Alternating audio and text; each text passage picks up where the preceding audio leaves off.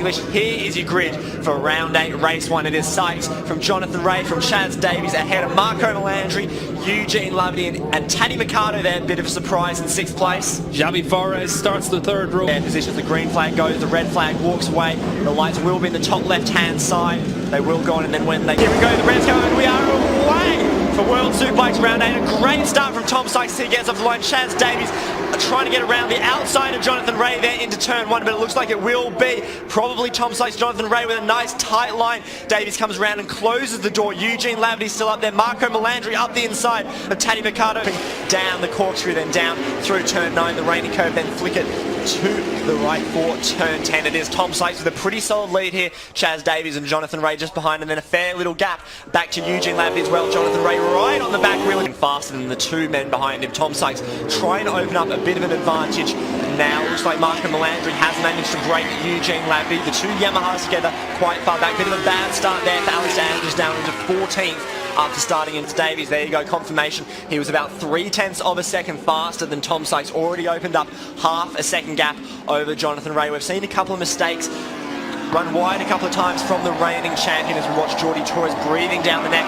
The thing for Laverty is going to be, can he hold off the chasing pack behind him? He's struggled to do that so far this year, and you can see how much of a chasing pack it is. That is a big chasing pack.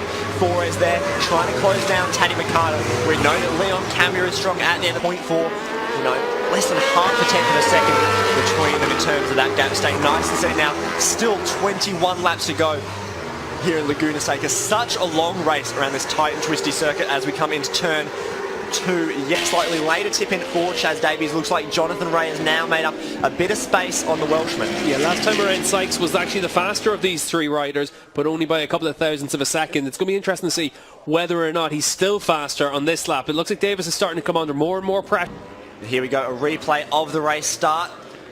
Great launch by Tom Sykes. As always, the Ducati very fast off the line as we look back at the 2nd row of the grid. Eugene Lavity there.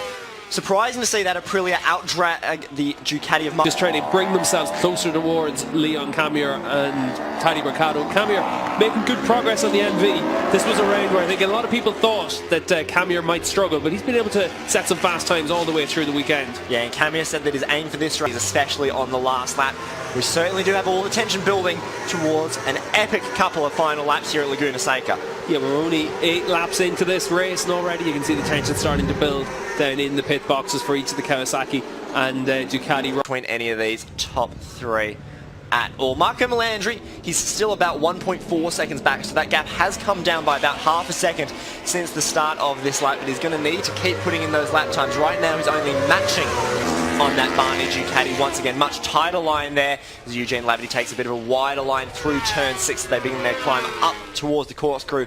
Now drop through turn 8 and turn 8A there.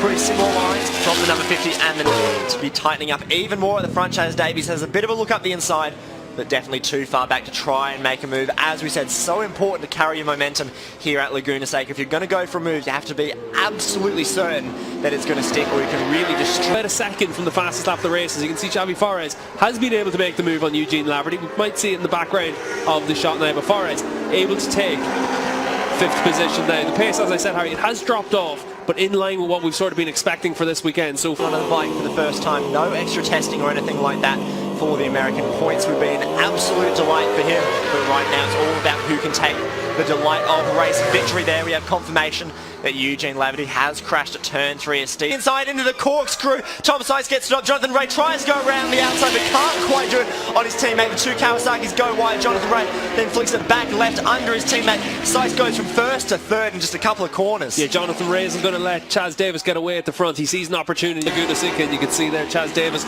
he saw an opportunity and he was able to pounce on it, but you can see the gap still now right about that half-second margin for Chaz Davis. Just coming through the corkscrew now again, 1 lap after that, overtaking the movement, as you can see, about 2/3 of a second laps.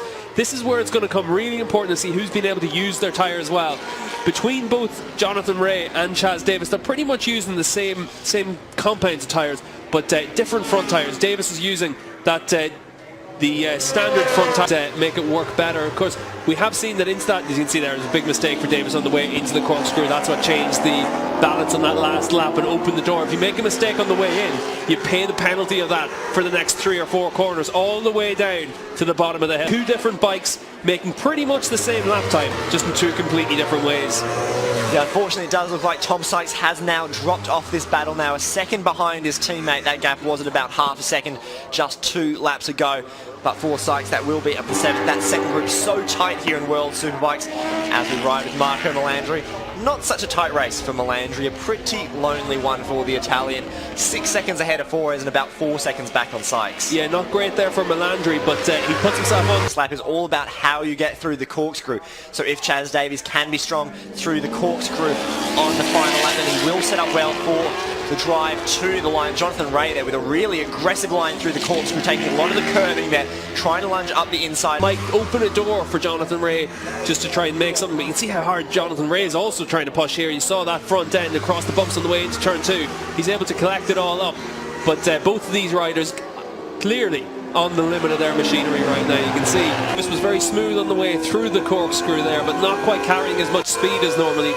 But he was able to carry good drive on the way into 9. Maybe Davis just trying to use the tyres a little bit differently now as we come into the final third of the race. Davis maybe just trying to drive up here into the corkscrew. Is too far back to make a move this time, but he can definitely try and build up again for another attack. And again, this is just where we see, if you do try one attack, it really does then hurt you for 2 or 3 laps after, that you try and build that speed back up again. Yeah, it is all about... So a pretty solid result for De Rosa as well. Ahead of Roman Ramos, ahead of Bridle, ahead of De Angelis. Really disappointing race for De Angelis, in all honesty. Disappointing for De Angelis after being able to get through to Superpole 2, but you can see Michael van der Mark here, he's able to pick off his own race and slowly eking down that gap to Forres ahead. A top 5 finish for Leon Camier would be absolutely incredible. Of course, right now, the front row for race 2 would be Marco Melandri, that man there for us, and Leon Camier ahead. They've just come across the line. The gap is a half a second. They pretty much matched each other to 100th of a second last time around. Not much to choose between these two at the front at all. Just 4 laps to go. Can Jonathan Ray close down that gap and try something on the last? No longer a factor in this race at all. There you can just see him just in the very back of this shot there.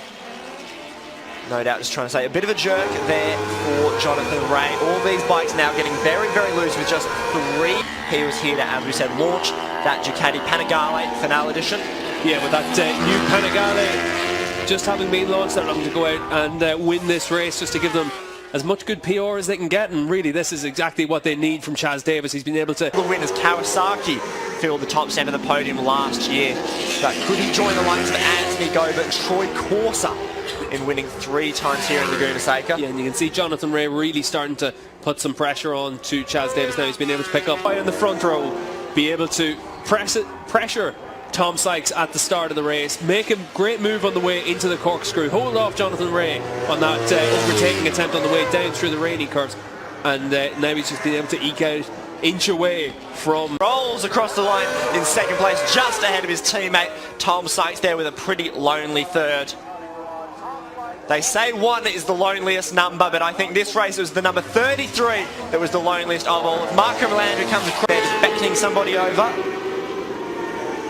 Not quite sure what Davies is calling for. Maybe a t-shirt, maybe a flag.